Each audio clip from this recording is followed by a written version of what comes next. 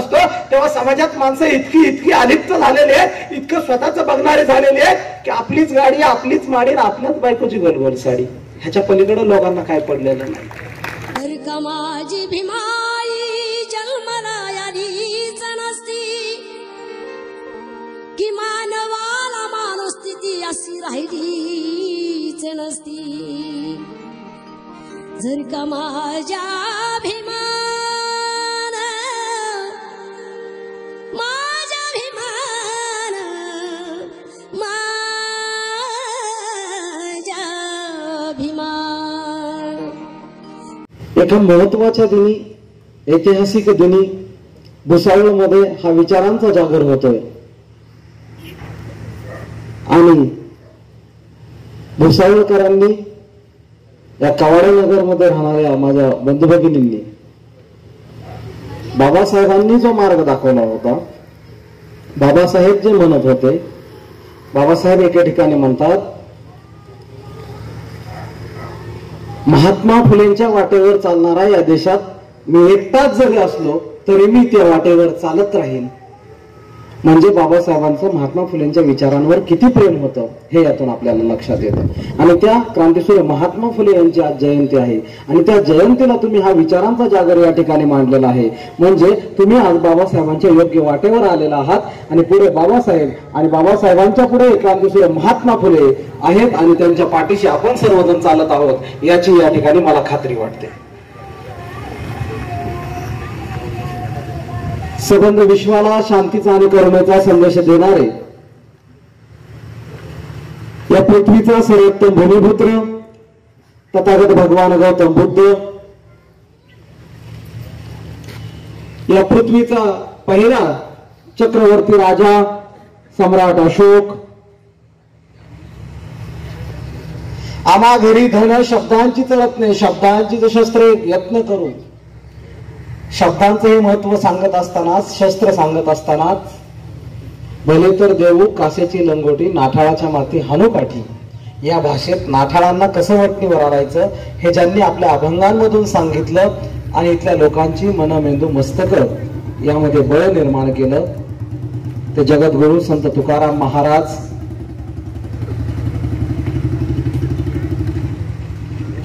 महाराष्ट्राच्या गुलाम झालेल्या मातीमध्ये स्वाभिमान पेरून इथल्या प्रत्येक माणसाला स्वाभिमानानं ज्यांनी शिकवलं की तुम्ही स्वराज्य निर्माण करू शकता आणि ती स्वराज्य निर्माण करण्याची स्फुल्लिंग प्रेरणा इथल्या प्रत्येकाच्या वाणीमध्ये आणि प्रत्येकाच्या मनामध्ये निर्माण झाली. ती प्रेरणा निर्माण करणारे आणि इथल्या प्रत्येकाला आपलं वाटणारं स्वराज्य ज्यांनी उभं केलं ते स्वराज्याचे निर्माते, रयतेचा राजा कोवाडी भूषण छत्रपती शिवाजी महाराज, स्वराज्य संकल्पिका आणि या देशातलं देखणं मातृत्व, आदर्श मातृत्व आऊसाहेब जिजाऊ,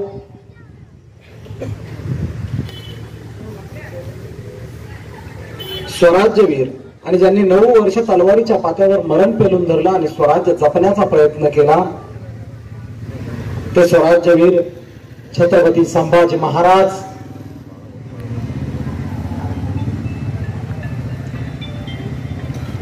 आपल्या कर्तृत्वाचे, पराक्रमाचे झेंडे ज्यांनी महाराष्ट्राच्या जामखेडच्या मातीपासून ते मध्य प्रदेशच्या उज्जैन पर्यंत रोविले त्या लोकराज्ञी अहिल्याबाई होळकर.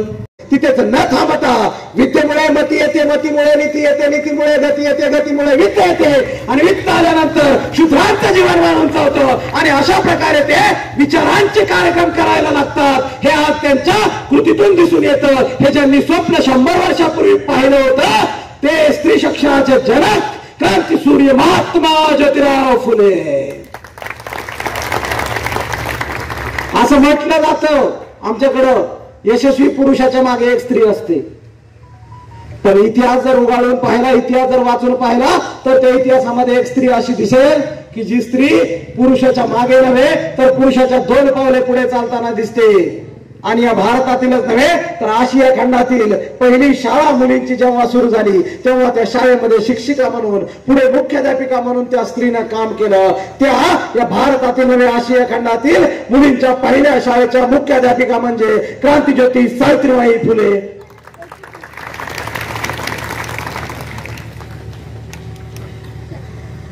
आज हा जो सगळा समाज दिसतोय आपल्या भोवती असणारा, या राज्यातला, या देशातला, या सगळ्या समाजाला आज सामाजिक समीकरणांमध्ये, राजकीय समीकरणांमध्ये एका शब्दाच्या भोवती गुंडाळलं जाते आणि आपलं सगळं समाजकारण, राजकारण त्या शब्दाच्या भोवती फिरतंय. परंतु त्या शब्दाचा अर्थ आजही या देशातल्या 90% पेक्षा जास्त लोकांना कळलेला नाहीये. तो शब्द म्हणजे आरक्षण.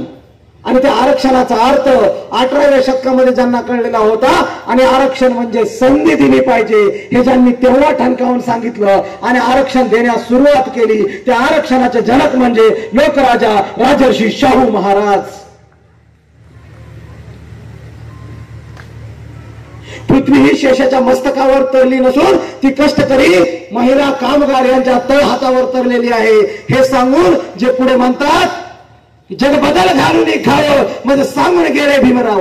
जग बदल घालून खावं मग सांगून गेले भीमराव. गुलामगिरीच्या या चिखलात ऋतून बसला काय रावत, हे भिनीवरती खावं. जग बदल घालून खावं मग सांगून गेले भीमराव, मग सांगून गेले भीमराव. आज PhD झालेल्याला, डबल PhD ग्रॅज्युएशन झालेल्याला कळत नाही की बाबासाहेब काय सांगून गेले. आज 150 वर्षांनी ज्याच्याकडे प्रोफेसर, प्राध्यापक, शिक्षक ह्यांना आम्हाला कळलं की बाबासाहेब काय सांगून गेले. पण 1.5 दिवस जे शाळेत गेले होते आणि जे बाबासाहेबांच्या काळामध्ये होते त्यांना तेव्हा कळालं होतं की बाबासाहेब हे गावाचा विषय नाही, बाबासाहेब हे तालुक्याचा विषय नाही, बाबासाहेब हा राज्याचा विषय नाही, बाबासाहेब हा देशाचा विषय नाही, बाबासाहेब हा जगाचा विषय. आणि म्हणून अण्णाभाऊ म्हणाले होते, जग बदल घालून खावं मग सांगून गेले भीमराव. हे तेव्हा कळलं होतं अण्णाभाऊ साठे. त्याचप्रमाणे या समाज सुधारकांना अनेक संकट काळामध्ये संरक्षण देणारे वस्ताद लहुजी साळवे, मुक्ता साळवे, फातिमा बीवी शेख या क्रांती पर्वामध्ये अशा अनेक महामाता, अशा अनेक महामानवांनी आपलं उभं आयुष्य वाहिलं आणि आपल्या आयुष्याची कधी तमा बाळगली नाही. आपलं आयुष्य कशासाठी आपण संपन्न करायचं, कशासाठी व्हायचं याचं उत्तर होतं समाजाच्या भल्यासाठी, समाजाला पुन्हा नव्याने उभं करण्यासाठी. आणि म्हणून त्यांनी आपलं उभं आयुष्य या मानवाच्या चळवळीमध्ये माणसांना उभारण्यासाठी वाहिलं आणि माणसं उभी राहावीत यासाठी ते आयुष्यभर झटत राहिले. अशा सगळ्या तमाम महामाता, महापुरुष या सगळ्यांना त्रिवार वंदन करतो. पण अनेक वेळा मग प्रश्न पडतो, हे सगळेच महामानव, हे सगळेच महामाता ह्या समाजाच्या उद्धाराचं काम करत आलेले आहेत आणि या समाजाच्या उद्धाराचं काम होत असताना ह्या समाजाच्या उद्धाराच्या कामाला पूर्णत्व कुठे मिळतं हा प्रश्न पडतो. आणि मग समाजाच्या या उद्धाराच्या कामाला पूर्णत्व कुठे येतं किंवा त्याला कायद्याचं रूप कुठे येतं. मग त्या कायद्याचं रूप आलं म्हणून आज आपण या माणसासारखी माणसं म्हणून जगायला लागलो. विचार सगळ्यांनी मांडला, संघर्ष सगळ्यांनी केला, पण पुढे 21वे शतक हे लोकशाहीचं शतक उभं करायचं होतं आणि ते लोकशाहीचं शतक उभं करण्यासाठी एका महामानवाने जन्म घेतला होता. आणि त्या महामानवाने काय केलं आपल्या आयुष्यामध्ये हे सांगताना, त्यांचं वर्णन करताना, त्यांचं कार्य बोलताना मला मनाला वाटतं, मृतप्राय झालेल्या कोट्यावधी जीवात भरला ज्यांनी नवा प्राण. मृतप्राय झालेल्या कोट्यावधी जीवात भरला ज्यांनी नवा प्राण. मनुवादाविरोधात जे लढले होऊन बेभान, काळारामाला घाम फोडून, चौदार पाण्याला आग लावून, चेतवले ज्यांनी, पेटवले ज्यांनी मनुस्मृतीचे प्रत्येक पान, त्यांनीच दिलं या भारताला जगातलं सर्वोत्तम असं संविधान. ते आहे या देशाचा स्वाभिमान. त्यांच्या पुढे झुकते या देशातील नव्हे जगातील प्रत्येकाची मान. अशा विश्वरत्न डॉक्टर बाबासाहेब आंबेडकरांना माझा शतशः प्रणाम, माझा शतशः प्रणाम.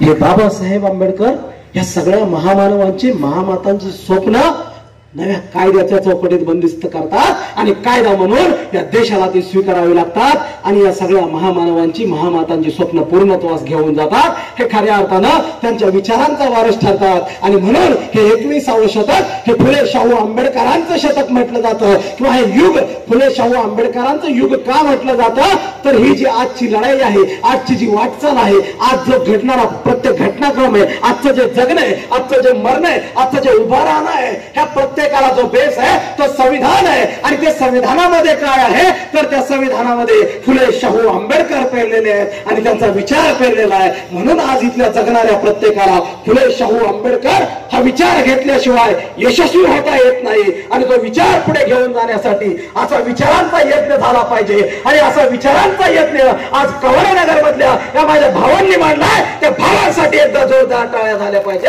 कारण ही मला भाषण या 60च्या पुढे 50च्या पुढे गेलेल्यांसाठी करायचं नाहीये. त्यांनी चळवळ पुढे नेली.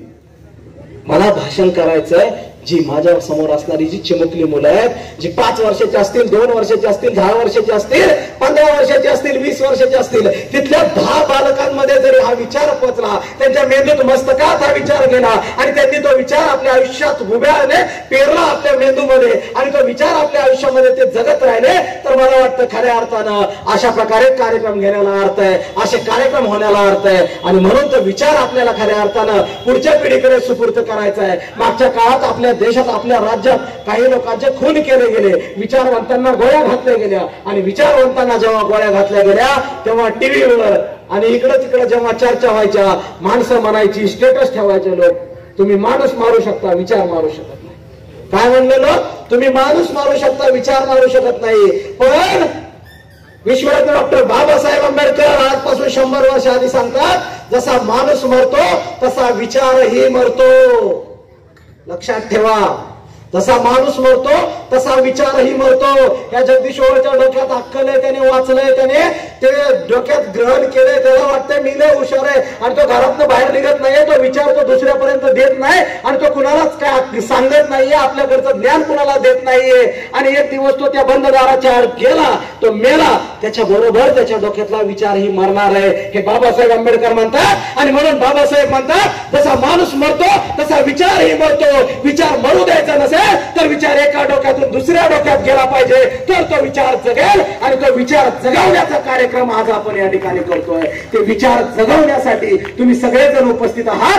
असा आज एक विचार या डोक्यातून तुमच्या डोक्यात येणार आहे आणि तुमच्या डोक्यातून तुमच्या उद्या माझ्या आया बहिणींच्या पोटातून उद्या नव्या बालकांपर्यंत जावा, माझ्या भावाच्या हातातून, माझ्या भावांच्या डोक्यातून त्यांच्या चिमुकल्या मुलांच्या डोक्यांपर्यंत त्यांनी पोहोचवावा. आणि हा विचार नव्या पिढीत जिवंत राहावा, ही विचारांची झाडं पुढे उगवत राहावीत आणि विचार असाच फुलत जावा, यासाठी हा विचारांचा यज्ञ आहे. आणि हे महामानवांचं स्वप्न आपल्याला पूर्ण करायचंय. बाबासाहेबांच्या आजच्या कार्यक्रमामध्ये महात्मा ज्योतिराव फुले यांच्या जयंतीच्या निमित्तानं विशेषतः बोलताना मला आवर्जून सांगावं वाटतं, महात्मा ज्योतिराव फुले हा असा विचार आहे, महात्मा ज्योतिराव फुले हे असं इथल्या मातीला पडलेलं स्वप्न आहे, महात्मा ज्योतिराव फुले हे असे समाजउद्धारक आहेत, महात्मा ज्योतिराव फुले यांचं कार्य इतकं बिनधास्तपणे इतकं धोका पत्करून केलेलं काम आहे की महात्मा ज्योतिराव फुले यांचा काळ सोपा नाहीये. महात्मा ज्योतिराव फुले अशा आव्हानांपुढे उभं राहतात की जी आव्हानं पेलणं सहज साधी सोपी गोष्ट नाहीये. कारण त्या महात्मा ज्योतिराव फुले यांना शिक्षणाचं महत्व कळलं आणि महात्मा ज्योतिराव फुले यांना शिक्षणाचं महत्व कळलं आम्हाला पुढे कळलं.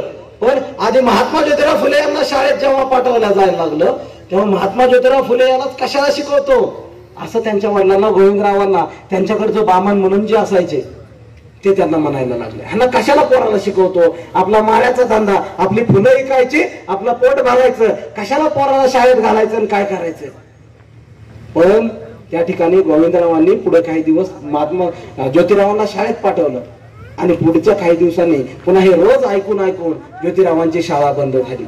आणि ज्योतिरावांची शाळा बंद झाल्यानंतर गोविंदरावांचे एक मुस्लिम समाजाचे मित्र होते आणि ते मुस्लिम समाजाचे मित्र गोविंदरावांना म्हणाले, अरे गोविंदा, आपल्या लेकराला शाळेतनं कशाला काढलंस तू?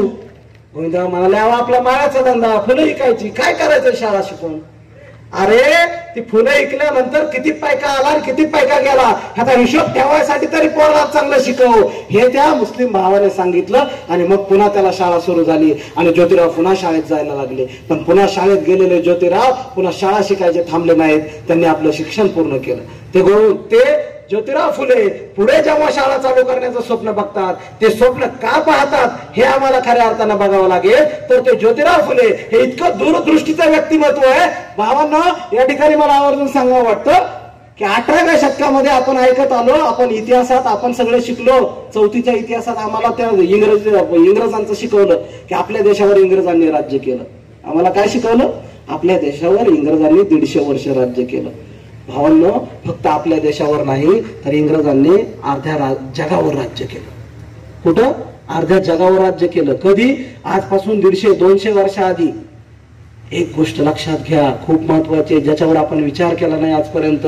150-200 वर्षाआधी इंग्रज जेव्हा जगावर राज्य करत होते तेव्हा इंग्रजांवर कोण राज्य करत होतं? इंग्रजांचे राजा कोण होता? इंग्लंडचं राज्य कोण चालवत होतं? कोण चालवत होतं? इंग्लंडला एक राणी राज्य चालवत होती. व्हिक्टोरिया नावाची एक बाई राज्य चालवत होती आणि ती बाई देशावर अंकुश ठेवत होती. ती बाई भारतावरही अंकुश ठेवत होती आणि एक बाई इंग्लंडची स्वतःचा देश आणि त्याबरोबर जगातल्या अनेक देशावर राज्य करते. एक बाई इंग्लंडची. हे कोण बघतोय? भारतातला एक डोळस महात्मा हे बघतोय. अरे भारतात अनेक लोक होते, सगळ्यांना दिसत होतं, पण कुणाच्या डोक्यात आलं नाही. एका डोळस महात्म्याने हे बघितलं की अरे इंग्लंडमध्ये एक बाई आहे, ती बाई जगावर राज्य करण्याचं स्वप्न बघते आणि जगावर राज्य करते. सगळे पुरुष तिच्या समोर गुलाम होऊन फिरतात, सगळे पुरुष तिच्या समोर सरदार होऊन सैनिक होऊन तिच्या समोर मुजरा करतात. तिने गोळी मार म्हणली तर मारायची, तिने बंदूक ठेव म्हणली तर ठेवायची. आणि हा काळ कोणता आहे? 150 वर्ष आधीचा. आणि तेव्हा ती इंग्लंडची व्हिक्टोरिया राणी भारतात येऊन दौरा करते आणि इंग्लंडवर राज्य करत, भारतावर राज्य करत रुबाब झाडते. ते महात्मा ज्योतिराव फुले पाहतात आणि महात्मा ज्योतिराव फुले विचार करतात, अरे इंग्लंड ज्या काळात एक बाई इंग्लंडमध्ये बसून जगावर राज्य करते त्या काळात माझी बाई घराच्या बाहेर निघत नाही, म्हणजे भारत कुठे याचा विचार करा. आणि हा भारत इतक्या मागे आहे, त्या भारतातली स्त्री घरातूनही बाहेर निघत नाही, म्हणजे या स्त्रीला बाहेर काढावं लागेल. जर हिला घरातून बाहेर काढून शिक्षण दिलं, तिला शिकवलं, तर ही स्त्री उद्या जाऊन या भारतावर राज्य करेल. हे महात्मा ज्योतिराव फुलेंनी स्वप्न पाहिलं आणि आज 100 वर्षानंतर या देशात राष्ट्रपती म्हणून स्त्री झालेली दिसते. हे महात्मा ज्योतिराव फुलेंनी पाहिलेलं स्वप्न पूर्णत्वास येताना दिसतं. 150 वर्षापूर्वी इंग्लंडला राणी होती, आज 150 वर्षानंतर या देशात सर्वोच्च पद आहे राष्ट्रपती. ते राष्ट्रपती पद एका बाईकडे आहे, एका स्त्रीकडे आहे. या देशात 125 वर्षापूर्वी एक स्त्री या देशाची पंतप्रधान होऊन गेली. हे स्वप्न बघितलं होतं या महामानवाने, क्रांतीसूर्य महात्मा ज्योतिराव फुले यांनी. ही दूरदृष्टी होती त्यांची की दुसऱ्या देशात काय चाललंय आणि आपल्या देशात काय चाललंय, म्हणून त्यांना डोळस महात्मा म्हटलं जातं. ते केवळ साधे महात्मा नाहीये, त्यांना कुणीतरी महात्मा म्हणलं म्हणून महात्मा झालेले नाहीये, तर ते डोळस महात्मा आहेत. त्यांनी या परिस्थितीकडे डोळसपणे पाहिलं आणि डोळसपणे त्याचा विचार केला आणि त्यांनी मुलींची पहिली शाळा पुण्याच्या भिडेवाड्यात सुरू करण्याचा निर्णय घेतला. तो काळ खूप भयानक आहे भावांनो, तो काळ खूप भयानक आहे. त्या ठिकाणी स्त्रियांना कोणतेच हक्क अधिकार दिलेले नाहीयेत आणि स्त्रियांना हक्क अधिकार नाकारून त्यांना फक्त चूल आणि मूल इतकंच बंदिस्त ठेवलेलं आहे. फक्त तुम्ही चुलीपासून ते मुलं सांभाळायची, मुलांना जन्म द्यायचा, एवढंच तुमचं काम आहे. याच्या पलीकडे तुम्हाला काही स्थान नाहीये. आणि स्त्री अगदी म्हणजे स्त्री आडवी गेली तरी आपण त्या काळामध्ये अपशकुन मानला जातो, इतकं स्त्रीला गौण स्थान दिलं होतं या व्यवस्थेने, मनुवादी व्यवस्थेने. आणि हे काय आता यात एक सगळ्यात महत्वाची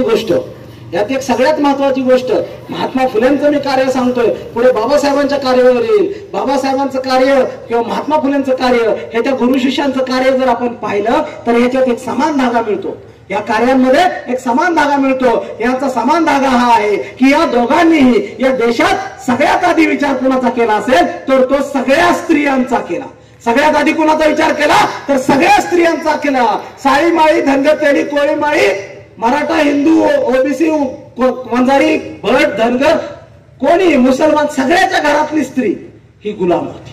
ती काय एका ब्राह्मणाच्या घरची स्त्री आहे म्हणून तिला लय स्वातंत्र्य आहे किंवा मराठीच्या घरची म्हणून तिला खूप स्वातंत्र्य आहे आणि फक्त खालच्या समाजातल्या स्त्रियांना स्वातंत्र्य नाही त्या काळातल्या वर्ण व्यवस्थेनुसार, असं नाही.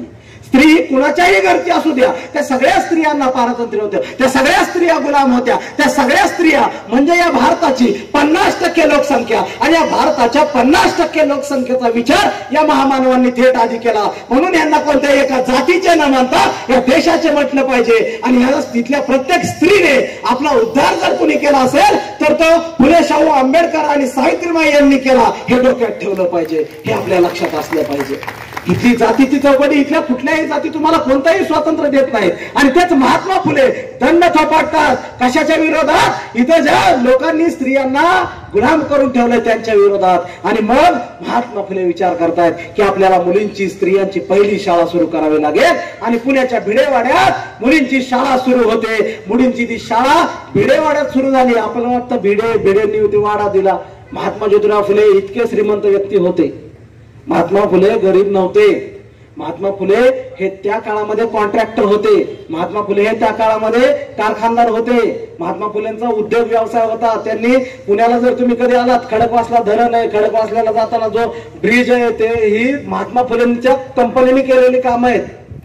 महात्मा फुले हे गरीब नव्हते, परंतु महात्मा फुले हे असे समाजसेवक होते की आपल्या उद्योगधंद्याचा पैसा समाज उभा करण्यासाठी आणि समाज बांधण्यासाठी ते वापरत होते. आणि म्हणून त्यांनी आपल्या स्वतःच्या जीवावर ही समाजसेवा करायचं हाती घेतलं. आणि महात्मा फुलेंनी पुण्यात शाळा सुरू केली. त्या शाळेत आता एका पुरुषाने जावं आणि शिकवावं अशी परिस्थिती नाहीये. कारण आता इतकं वाईट अवस्था आहे की पुरुषांच्या समोर स्त्रीला जाऊ देत नाही. तर एखाद्या पुरुषाने वर्गात शिकवावं आणि आपल्या पोरी दुसऱ्यांनी पाठवलं त्याचं ऐकावं असं नाहीये. मग महात्मा फुलेंनी काय ठरवलं? आपली पत्नी सावित्रीबाई हिला शिकवायचं आपण आणि मग तिने विद्यार्थ्यांना शिकवायचं. महात्मा फुले तर शिकवतात, पण महात्मा फुले किती पुढच्या विचारांचे आहेत बघा. त्यांना वाटतं की फक्त मी शिकवलं आणि सावित्रीने जाऊन शिकवलं असं नको व्हायला. महात्मा फुले त्या काळामध्ये इंग्रजांची जी प्रशिक्षण संस्था असायची इंग्रजांना शिक्षण देण्यासाठी, शिक्षक घडवण्यासाठी, ती नगरला चालू होती. आणि त्या ठिकाणी सावित्रीबाईला पाठवलं आणि सावित्रीबाईला प्रशिक्षण दिलं शिक्षक होण्याचं. आणि सावित्रीबाई ह्या प्रशिक्षण घेतलेल्या पहिल्या शिक्षिका झाल्या आणि त्या पुण्यात परत आल्या. आणि पुण्यात भिडेवाड्यात त्यांनी शाळेत विद्यार्थिनींना शिकवायला चालू केलं. हे सोपं नाहीये.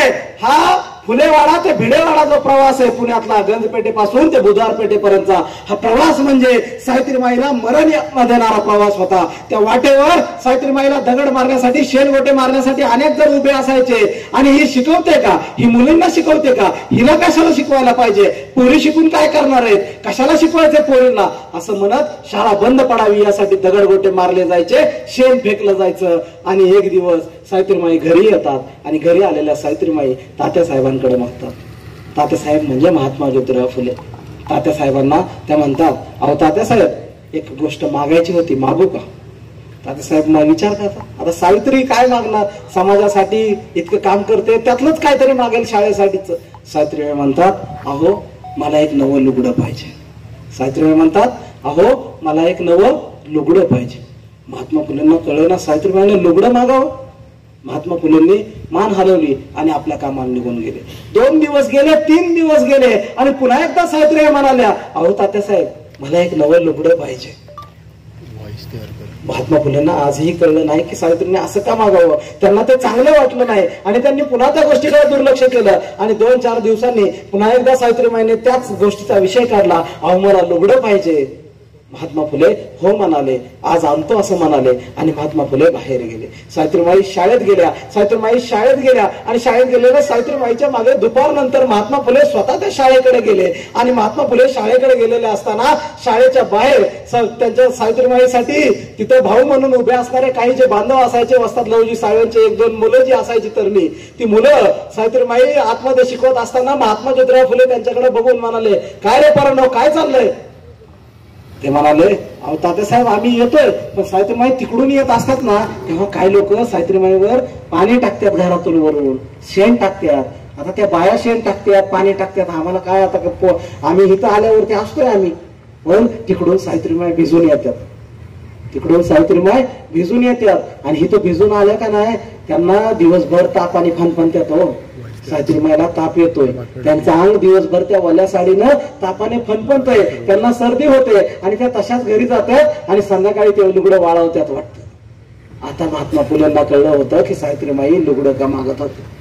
महात्मा फुले घरी गेले आणि सावित्रीबाई जेव्हा दारात आल्या तेव्हा महात्मा फुले हातात एक लुगडं घेऊन उभे होते आणि सावित्रीबाईला म्हणाले, अगं वेडी तू मला आधीच तर सांगायचं ना, तुझ्या अंगावर शेणगोटे पाणी टाकल्यावर दिवसभर त्याच ओल्या कपड्याने त्याच साडीनं तू लेकरांना शिकवतेस, मुलींना शिकवतेस आणि आजारी पडतेस. अगं एकदा सांगितलं असतंस तरी तुला हे लुगडं आणून दिलं असतं.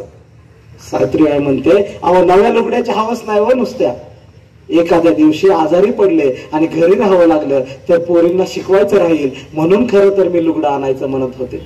महात्मा फुलेंनी ते लुगडं सावित्रीबाईच्या हाती दिलं आणि सावित्रीबाईंना आदराने मिठी मारली.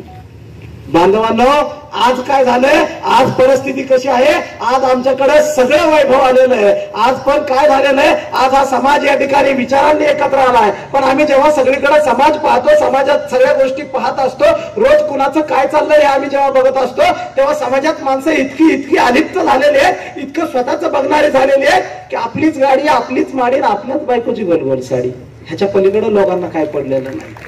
सगळं आपलं बघायचं. आपल्या घराला दार असलं, दाराच्या बाहेर गेट असलं, गेटच्या बाहेर कुत्रं उभं असलं की सगळं निवांत आहे. गेटच्या आत गाडी घेतली, कडी लावली की बास झालं.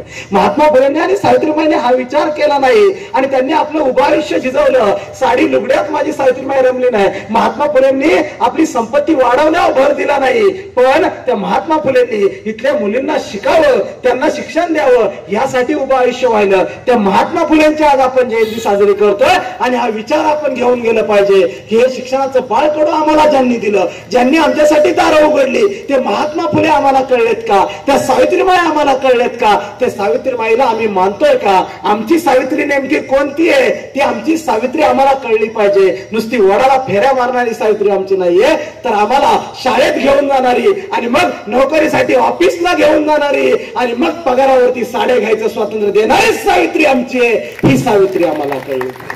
ती सावित्री जर कळली तर मग स्कूटरवर फिरण्यात अर्थ आहे, मग फिरण्यात अर्थ आहे. नाहीतर हाच नवरा 7 जन्म पाहिजे म्हणायचं आणि यंदाच दिवस द्यायचा. असलं खोटं नाही चाललं जगात, आहे का नाही? खोट्यात रमण्यापेक्षा सत्य स्वीकारून आयुष्य सत्याच्या वाटेवर गेलं पाहिजे. आणि ते सत्याचा धर्म सांगणारे महात्मा ज्योतिराव फुले होते. महात्मा ज्योतिराव फुलेंनी या जगाला सत्य धर्म दिला. ते महात्मा ज्योतिराव फुले स्त्री पुरुष हा भेदभाव कधी आयुष्यात करत नव्हते. ते महात्मा फुले आम्हाला कळले पाहिजेत. नुसताच त्यांचा जय जयकार करण्यापेक्षा महात्मा ज्योतिराव फुले यांना मूलबाळ होत नव्हतं, त्यांना मूलबाळ होत नव्हतं. आता आज पण अनेक ह्या साध्या नॅचरल गोष्टी आहेत, ह्या नैसर्गिक आहेत, याच्यामध्ये हा शारीरिक प्रॉब्लेम आहे. आणि महात्मा ज्योतिराव फुले आणि सावित्रीबाईला बाळ होत नव्हतं. आणि मग बाळ होत नव्हतं तर घरातले त्या काळात तर कसे असतील, आता पण तेच चालतं, तेव्हा तर काय असेल विचार करा. तर महात्मा फुले यांचे वडील आणि त्यांच्या घरचे म्हणायला लागले, ज्योती तुम्हाला लेकरू आहे नाही, तुझं दुसरं लग्न लावून देतो. ज्योती तुला लेकरू आहे ना, तुझं आपण दुसरं लग्न लावू. महात्मा फुलेंनी ते 2-3 वेळा ऐकून घेतलं आणि मग ह्याच्या पुढे जाऊन यांनी काय केलं, घरच्यांनी ज्योतिरावांच्या सावित्रीबाईला तयार केलं की होय मला लेकरू होत नाही तर तुम्ही दुसरी बायको करा, मला सावध चालेल. सावित्रीबाई काय म्हणाल्या, मला सावध चालेल. आणि हे महात्मा फुलेंना पटवण्यासाठी, ज्योतिरावांना पटवण्यासाठी सावित्रीबाईच्या माहेरच्या लोकांना बोलवून घेतलं की आम्हाला हे काय वाटत नाही, तुम्ही दुसरी बायको करा. आणि बैठक बसली, महात्मा फुलेंच्या घरात बैठक बसली आणि बैठकीत दोन्ही घरची माणसं होती आणि दोन्ही घरची माणसं महात्मा फुलेंना समजवत होती की ज्योती तुम्हाला मुलबाळ होत नाही, तुम्ही आता दुसरं लग्न करा आणि तुम्हाला दुसऱ्या बायकोकडून मुलं होतील. आणि त्या ठिकाणी सावित्रीबाईला म्हणायला लावलं होय मला सवत असली तरी चालेल, मला काही वाटणार नाही. आणि त्या ठिकाणी महात्मा ज्योतिराव फुले बाणेदारपणे उभे राहतात आणि दोन्ही घरच्याकडे पाहून बाणेदारपणे महात्मा ज्योतिराव फुले समाजाला एक अर्थाने संदेश देतात, जर आम्हा दोघांना बाळ होत नाही म्हणून जर मला दुसरी बायको करायची आणि ती सावित्रीला चालत असेल आणि तिला लेकरू होणार असेल ही तुम्हाला खात्री आहे, तर मला ही गोष्ट चालेल की सावित्रीला दुसरा नवरा करून द्या, मी त्याचा सौता म्हणून स्वीकार करतो. ते लेकरू आम्हाला दोघांनाही चालेल. ही समानता महात्मा ज्योतिराव फुलेंनी पाहिली होती. लेकरू होत नाही म्हणजे फक्त स्त्रीचा दोष नाही, हे महात्मा ज्योतिराव फुलेंनी तेव्हा सांगितलं होतं. ही सामाजिक व्यवस्था आहे. आज स्त्रियांचा छळ केला जातो घराघरांमध्ये. आज ती परिस्थिती आहे. महात्मा फुले 100-150 वर्षाआधी हा काळ, तेव्हा त्याला उभे राहतात आणि उत्तर देतात.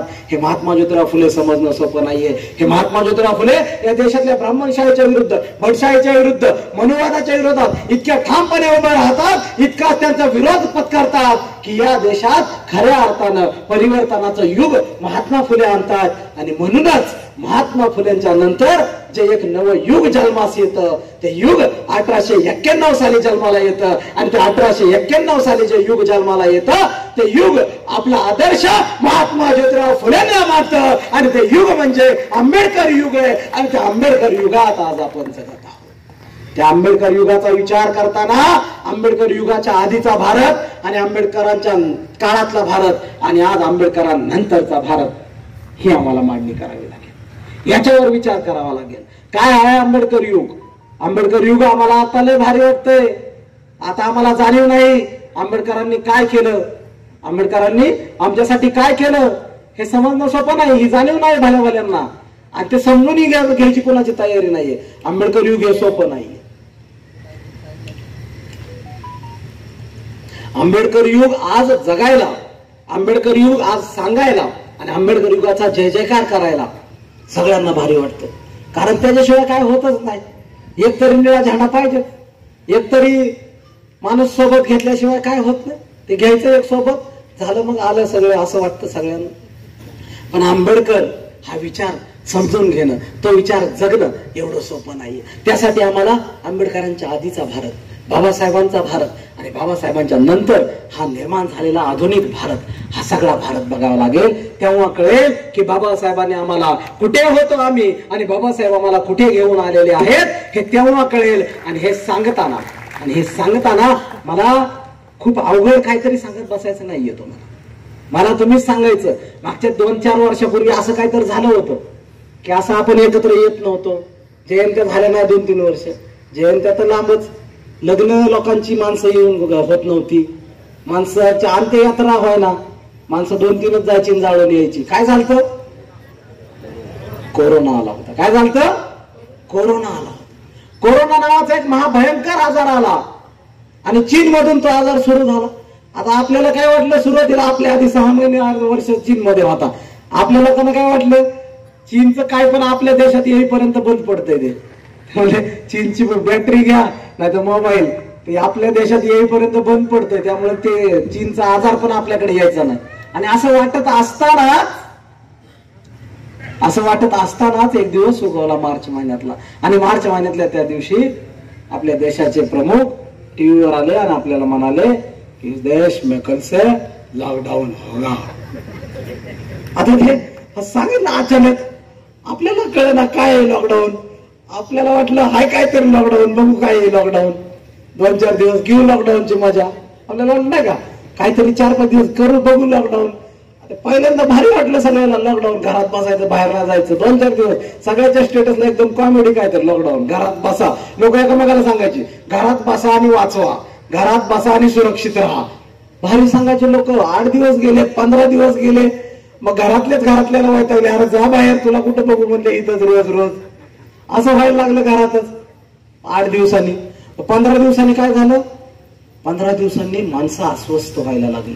कोरोना लांब राहिला पण माणसं अस्वस्थ याने व्हायला लागली की आपण माणसात नाही. कारण माणूस हा समाजशील प्राणी आहे. तो समाजात असेल तर त्याला बरं वाटतं, एकटा असेल तर त्याला बरं वाटत नाही. मग एकटा राहायला लागलं की त्याला म्हणते ते त्याचा परिणाम झालाय त्याच्यावर.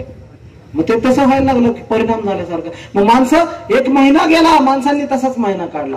2 महिने गेले, आता माणसं चौथाळ्यासारखी झाली. या देशात आपल्या राज्यात अनेक ठिकाणी काही ठिकाणी जमावाने एकत्र बाहेर निघत आपलं कुठं काही हत्या झाल्या, कुणी मोर्चे काढले की हे लॉकडाऊन बंद करा, इतक्यावर माणसं आली की हे लॉकडाऊन बंद करा. हे लॉकडाऊन बंद झालं.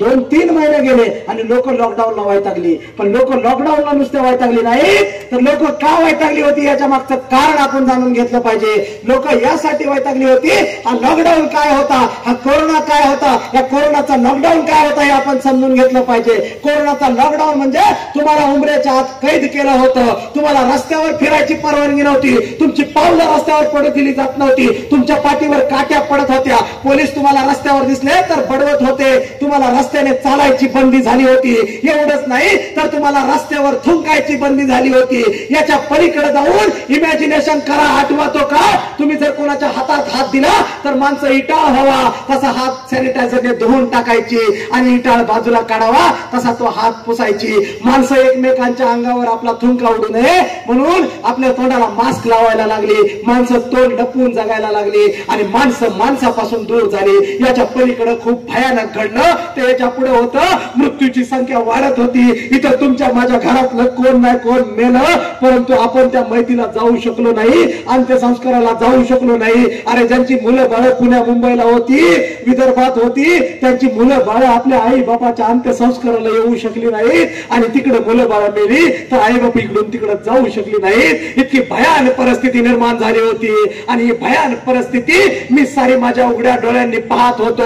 आणि त्याच सुट्ट्यांच्या त्याच लॉकडाऊनच्या काळात मी पुन्हा एकदा नव्याने वाचायला घेतला होता बाबासाहेब आंबेडकर. कारण मला पुन्हा एकदा तो विचार समजून घ्यायचा होता. बाबासाहेब कशाच्या विरोधात उभे राहिले, बाबासाहेबांना कशासाठी लढावं लागलं हे नव्याने वाचत होतो. आणि मी पुन्हा एकदा वाचता वाचता पुन्हा तिथे पोहोचलो की बाबासाहेब अस्पृश्यतेच्या विरोधात लढले. काय होती अस्पृश्यता हे जेव्हा तुम्ही मी वाचायला गेलो तेव्हा कळलं की अस्पृश्यता म्हणजे एका समाजाचा स्पर्श इतक्या उच्चवर्णीय म्हणणाऱ्यांना चालत नव्हता. एका समाजाने रस्त्यावर चालताना थुंकायचं नाही, त्यांच्या गळ्यात मडकं बांधलं, त्यांची पावलं उमटू नयेत म्हणून पाठीला झाडू बांधला. माणसासारखं त्यांना जगू दिलं जात नव्हतं. खरकट खाण्यासाठी त्यांना पत्रवाळ्यावरती माणसं जेवल्यानंतर खावं लागायचं. आणि लॉकडाऊन मध्ये नेमकं हेच घडत होतं. माणसं माणसांपासून दूर गेली होती, माणसं एकत्र येत नव्हती, स्नेहभोजन होत नव्हती, लग्न मोठी होत नव्हती, माणसं मैतालाही जात नव्हती. आणि मला दोन्ही गोष्टी सेम वाटत होत्या. पण त्याच काळात कोरोनाच्या लॉकडाऊनवर संशोधन सुरू होतं, लस निघावी म्हणून अनेक प्रयत्न चालू होते. देशोदेशचे शास्त्रज्ञ प्रयत्न करत होते आणि शेवटी आपल्या भारतातल्या पुण्यातल्या त्या सिरम कंपनीने लस काढली आणि माणसांना आनंद वाटला. माणसं लस टोचून घ्यायची आणि बिंदास फिरायची. आणि तेव्हा मी विचार करत होतो, अरे कोरोना आला आणि 6 महिन्यात वर्षात लस आली आणि माणसं त्या लॉकडाऊन मधून बाहेर पडली. परंतु हा जातीयवादाचा कोरोना जेव्हा मी पाहिला वाचला तेव्हा हजारो वर्ष या जातीयवादाच्या कोरोनाने फक्त एका जातीला नव्हे तर आधी संबंध स्त्रियाला, सगळ्या जाती धर्माच्या बायकांना आणि इथल्या बहुजनांना, SC ST OBC या सगळ्यांना त्यांच्या हक्क अधिकारांपासून वंचित ठेवलं, त्यांना दूर ठेवलं, त्यांना गावगाड्यापासून बाहेर ठेवलं, धनगरांना वस्तीवर ठेवलं, महारमांग ढोर चामऱ्यांना वेशीच्या बाहेर ठेवलं आणि या ठिकाणी आदिवासींना जंगलात ठेवलं. या व्यवस्थेने यांना माणसात येऊ दिलं नाही. या व्यवस्थेने त्यांना लॉकडाऊन घातला होता, त्यांना गावाच्या बाहेर लॉकडाऊन केलेलं होतं. तो जातीयवादाचा लॉकडाऊन होता आणि त्या जातीयवादाच्या लॉकडाऊनवर एकही लस निघत नव्हती. त्या जातीयवादाच्या कोरोनावर कोणताही डॉक्टर उपचार करत नव्हता आणि त्याच्यावर लस यावी असे प्रयत्न होत नव्हते. पण या जातीयवादाच्या कोरोनावर संशोधन करणारे शास्त्रज्ञ होते.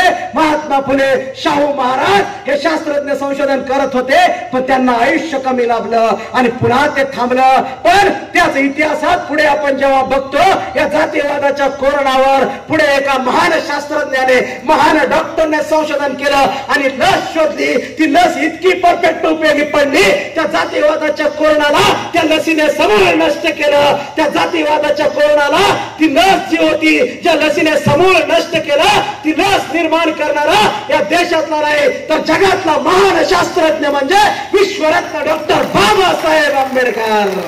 आणि ती लस म्हणजे संविधान. ती लस म्हणजे संविधान.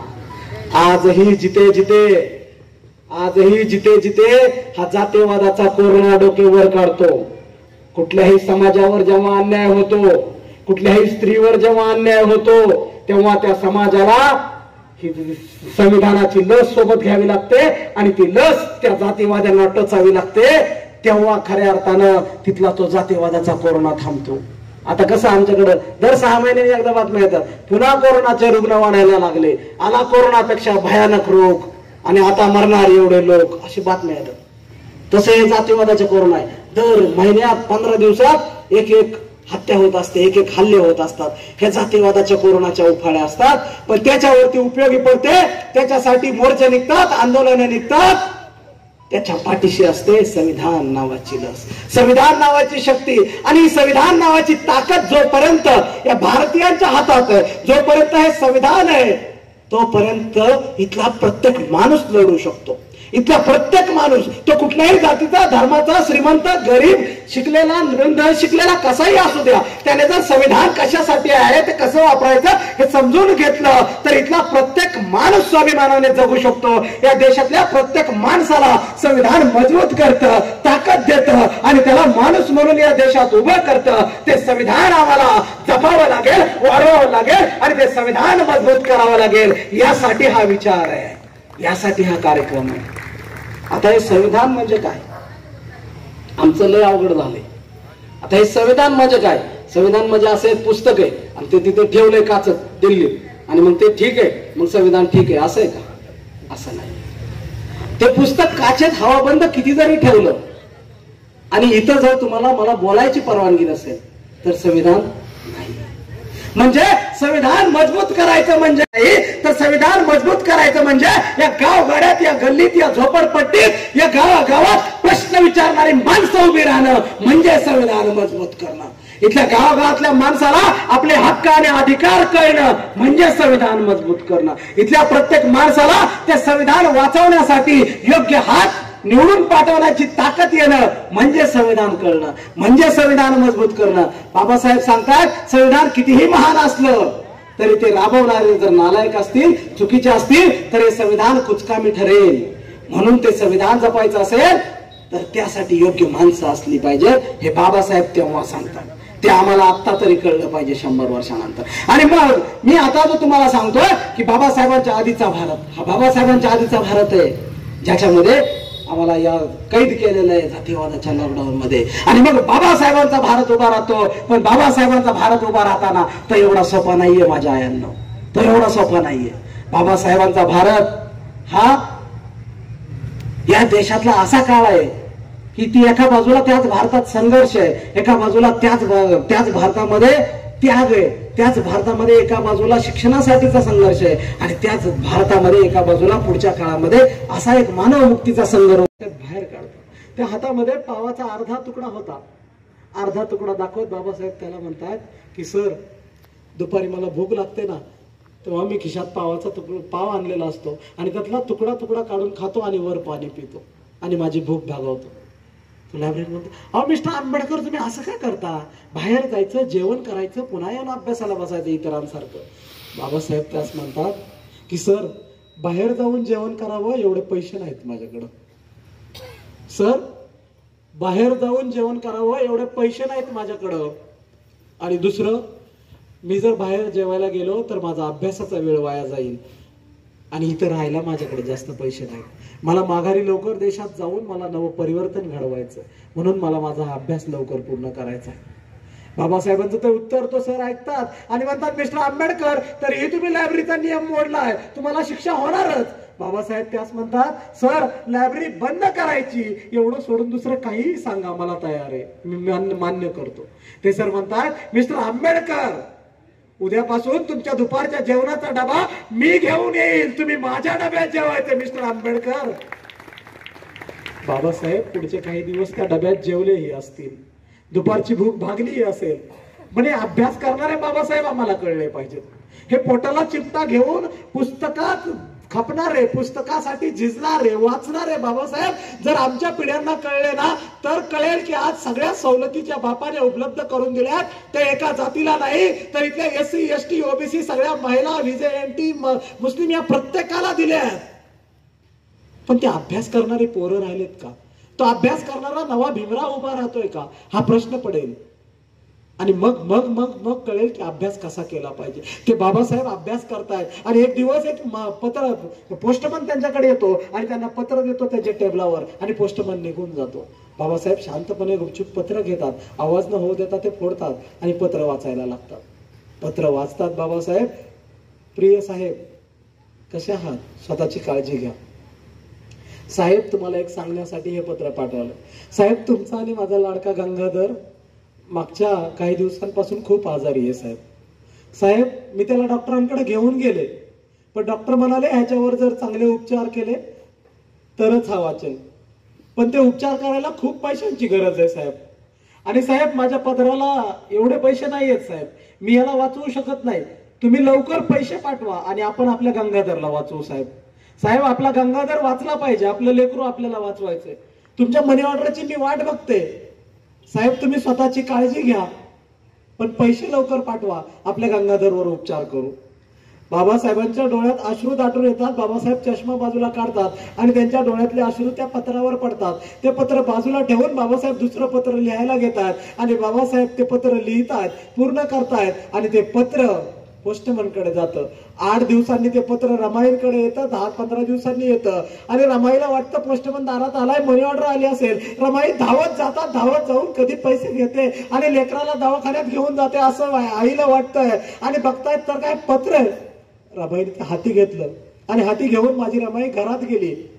रमाईने ते पत्र फोडलं आणि रमाई वाचायला लागल्या. रमाई ते वाचायला लागल्या आणि रमाईचे डोळे भरून आले. रमाई रडायला लागल्या, कारण रमाई वाचत होत्या, प्रिय रामू तुझं पत्र वाचलं, मी छान आहे, मी खुशाल आहे, पण तुझं पत्र वाचून काळजी वाटते. रामू आपला गंगाधर आजारी आहे हे वाचलं आणि आपल्या गंगाधरला वाचवावं लागेल हे वाचलं. रामू तुला कोणत्या शब्दात सांगू, माझ्याकडे कसलेच पैसे नाहीयेत तुला पाठवायला. रामू माझ्याकडे पैसे नाहीयेत म्हणून रामू मी एकच वेळ जेवतोय, दुपारी जेवत नाहीये मी. रामू मी फक्त एकच वेळ जेवतोय, पैसे नाहीयेत म्हणून, त्यामुळे मी कसलेच पैसे तुम्हाला पाठवू शकत नाही. रामू तुला सांगतो, गंगाधरला वाचवता येत असेल तर वाचव, गंगाधरला वाचवता येत असेल तर वाचव. गंगाधर जात असेल तर त्याला जाऊ दे, आपण त्याला नाही वाचवू शकत. कुठल्या आईने हे पत्र वाचावं आणि कुठल्या बापाने हे पत्र लिहावं, कुठल्या आईला हे सहन होईल.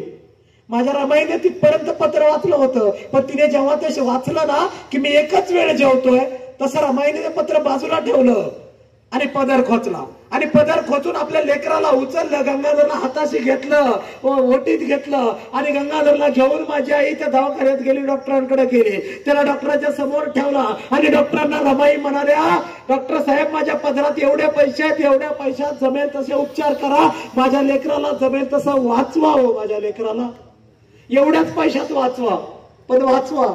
यापेक्षा जास्त पैसे आता आम्ही नाही आणू शकत.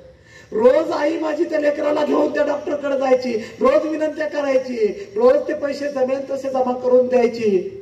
आणि एक दिवस उगवला 10-15 दिवसांनी डॉक्टरांनी ते बाळ रमाईच्या हातात दिलं आणि डॉक्टर म्हणाले, तुमच्या बाळाला आम्ही नाही वाचवू शकलो. बाबासाहेबांच्या लाडक्या गंगाधरने शेवटचा श्वास घेतला. पैसे नाहीयेत म्हणून शेवटचा श्वास घेतला. बाप शिकतोय म्हणून शेवटचा श्वास घ्यावा लागला लेकराला. बाप शिकत राहिला, बाप परदेशात शिकत राहिला, पैशा विना खाण्यापाण्या विना शिकत राहिला. आई लेकरासाठी धडपडत राहिली, पण लेकरू गेलं. ते लेकरू उचललं. माझी रमाई न रडता उदासवाने चेहऱ्याने घरी आली, कारण मागचे 10-15 दिवस रमाई रडून रडून अश्रू आटले होते. रमाई लेकराला घेऊन आली. शेजारच्या आयाबाया जमा झाल्या, सगळ्या बायका रडत होत्या. रमाईनं त्या लेकराला हातावर घेतलं, पदरात गुंडाळलं आणि त्याच्यावर अंत्यसंस्कार केले. आयाबायांना वाटलं रमाई खूपच उदास झाली, जीवाचं काही करेल. पण माझी रमाई घरी आली उदासवानी. संध्याकाळ झाली, रमाई झोपी गेल्या. दुसरा दिवस उगवायच्या आधी पहाटे माझी रमाई उठली. पहाटे माझ्या उठलेल्या रमाईनं डोक्यावर पाटी घेतली आणि मुंबईच्या पोयबावाडीमध्ये माझी रमाई सगळीकडे फिरली, सगळीकडे शेण गोळा केलं. ते शेण गोळा करून दिवस उगवायच्या आत माझ्या रमाईनं गौऱ्यात थापल्या. 1 दिवस, 2 दिवस, 10 दिवस, 15 दिवस रमाई रोज करत राहिली. दिवस उगवायच्या आत त्या गौऱ्या काढायच्या, त्या बाजारात नेऊन विकायच्या आणि पैसा त्या पदरात बांधायचा आणि थोडे थोडे पैसे जमा करायचे. पैसे जमा करत राहिली. माझ्या रमाईने काय पैसे साठवले, महिना भरला आणि महिना भरल्यानंतर पोस्टमन आला आणि पोस्टमनला माझी रमाई म्हणाली, दादा मला एक मनी ऑर्डर पाठवायची, तुम्ही तेवढी पाठवायची व्यवस्था करताल का? मला माहित नाही पैसे कसे पाठवायचे. अरे कालपर्यंत बाई मनी ऑर्डरची वाट बघायची, आज पैसे पाठवायचं म्हणते. पोस्टमन ही आश्चर्यचकित झाला आणि म्हणाला, हो ताई, पुढचं मी बघतो, पैसे कसे पाठवायचे सांगा तुम्ही, कुणाला पाठवायचे, पत्ता काय लिहायचा. आणि पोस्टमन लिहायला लागला आणि माझी रमाई सांगती झाली, लिहा दादा, भीमराव रामजी आंबेडकर, पत्ता कोलंबिया विद्यापीठ अमेरिका. माझ्या रमाईने पत्ता सांगितला आणि पोस्टमनला आश्चर्य वाटलं.